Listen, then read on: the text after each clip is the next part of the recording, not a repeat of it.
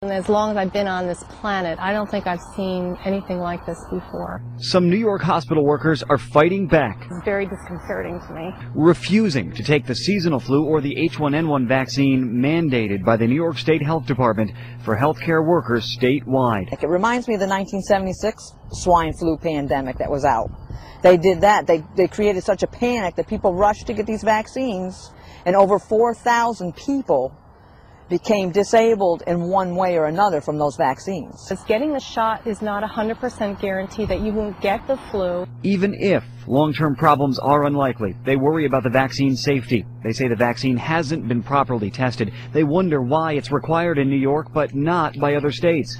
That the only exemption is medical, meaning religious or philosophical differences don't count. I will lose my job because I am not going to get it. I'll be out of a job. Or I'll move to a different state. They'll can me because I won't get the shot. All of this begging the question, is it legal for the state to require healthcare workers to get the vaccine? We spoke with legal expert Paul Darrow-Hanessian. It's going to be very difficult to challenge the health department's authority to have this type of regulation where they have to get vaccines. In an open letter to healthcare workers, the health commissioner said, quote, questions about safety and claims of personal preference are understandable, given the outstanding efficacy and safety record of approved influenza vaccines. Our overriding concern, then, as healthcare workers, should be the interests of our patients, not our own sensibilities about mandates.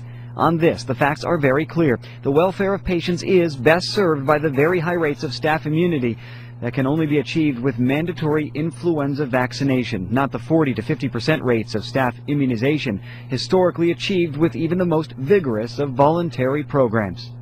These workers say they'll be protesting at the state capitol on Tuesday as they're left with the choice: keep their jobs and get the shots, or be out of work just before Christmas. For me, this is an infringement upon my basic human rights, my civil rights.